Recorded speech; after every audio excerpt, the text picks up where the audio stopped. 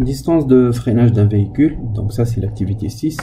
J'ai donné la dernière fois la correction de la première question, tout ce qui est donc théorique, les formules à déterminer, etc. Donc maintenant dans la question numéro 2, c'est la compétence réalisée. Donc il faut compléter le code source donc Python afin de proposer un certain programme qui peut s'exécuter et nous donner la distance de freinage df de la voiture en question dans l'activité. Donc pour cela j'ai donné la dernière fois donc un code à compléter. Il y avait quelque chose qui manque, donc à partir des questions de petit a, b et c jusqu'à d de la question 1 et à partir du corrigé, donc j'ai donné les formules nécessaires à donner donc dans le document pour les intégrer dans le code source. Donc qu'est-ce qu'on va utiliser? On va utiliser cette formule. Donc ça c'est la première formule à utiliser. Celle-là c'est la deuxième formule à utiliser, à l'intégrer bien sûr dans le code, et c'est la troisième formule à utiliser en dernier lieu et à intégrer dans le code de Python afin de pouvoir l'exécuter.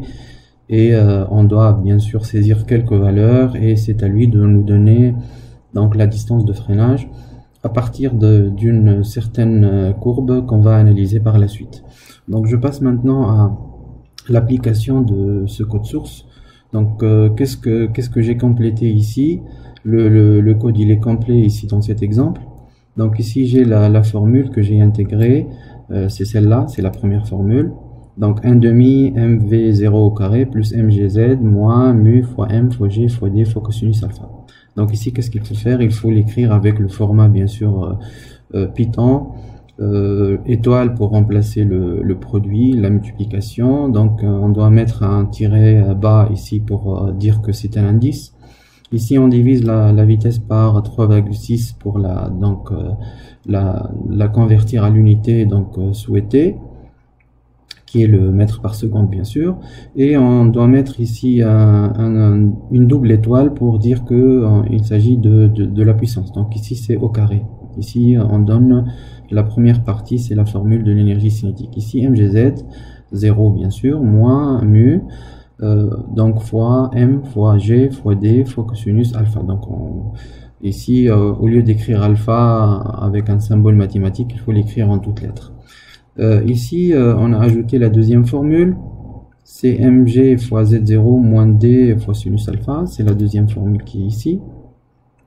Et par la suite on va utiliser la formule de l'énergie cinétique qui n'est autre que l'énergie mécanique moins l'énergie potentielle pour calculer bien sûr l'énergie cinétique en question, et on va la voir dans un format de courbe afin de l'utiliser par la suite et retrouver la distance de freinage.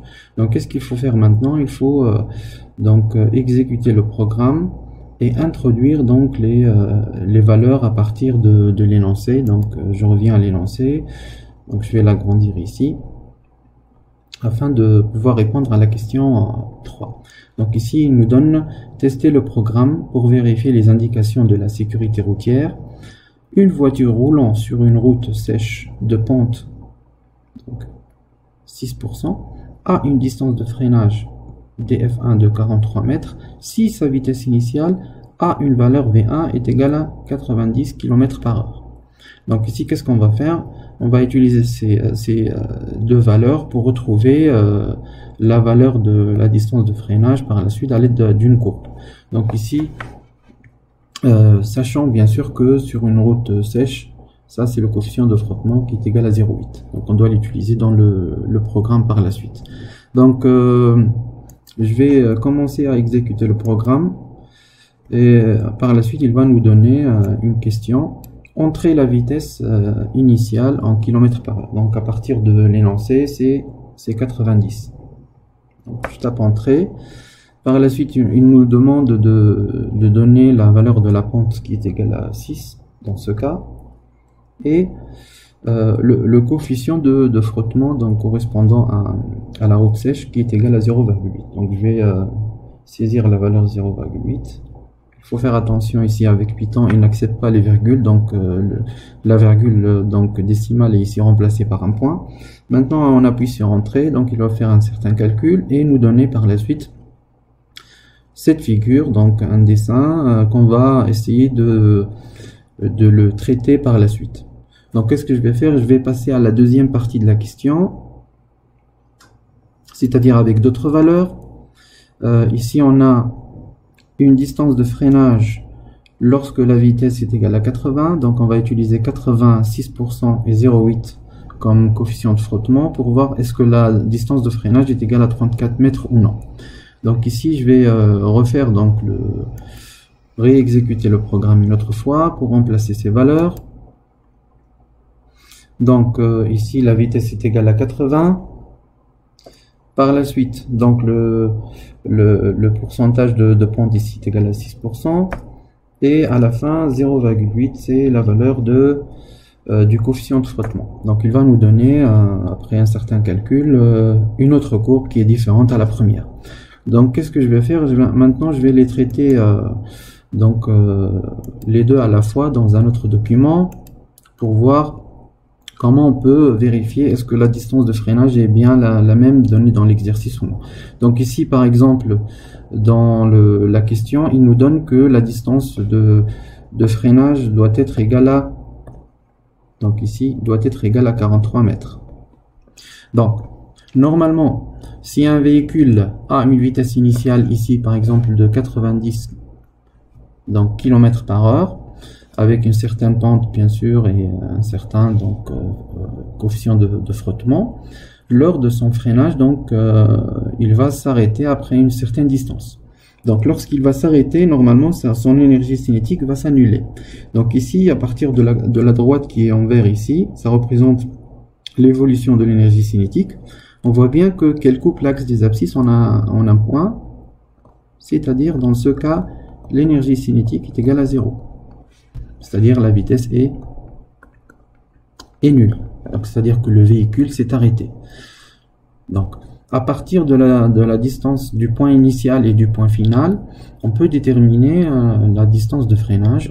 Si on projette donc ce point sur l'axe des abscisses pour retrouver une valeur qui est à peu près égale à 43 mètres. Donc ça correspond à la distance de freinage du premier cas. Maintenant, si je passe au deuxième cas, avec d'autres paramètres, une autre vitesse, mais les mêmes coefficients de frottement et la même pente. Donc, de la même manière, lorsque la courbe de l'énergie cinétique coupe l'axe des abscisses en un point, c'est-à-dire que en ce point, l'énergie cinétique va s'annuler, c'est-à-dire que la vitesse est nulle, c'est-à-dire que le véhicule s'est arrêté après un certain freinage. Donc le temps de s'arrêter, on peut déterminer cette distance de freinage en faisant bien sûr la projection sur l'axe des abscisses pour retrouver une valeur qui est à peu près égale à 34 mètres qui représente la distance de freinage du deuxième cas et qu'on vient juste de donner ici dans le document. Donc tout est vérifié avec cette application Python où on peut entrer nous-mêmes quelques paramètres et c'est à lui de nous donner la distance de freinage par la suite pour des raisons de sécurité. Donc il faut vérifier ces distances avant de freiner dans des routes sèches ou des routes humides. Pour cela, on doit faire d'autres applications pour, par exemple, changer la pente ou changer le coefficient de frottement qui dépend est-ce que la route est sèche ou humide, etc.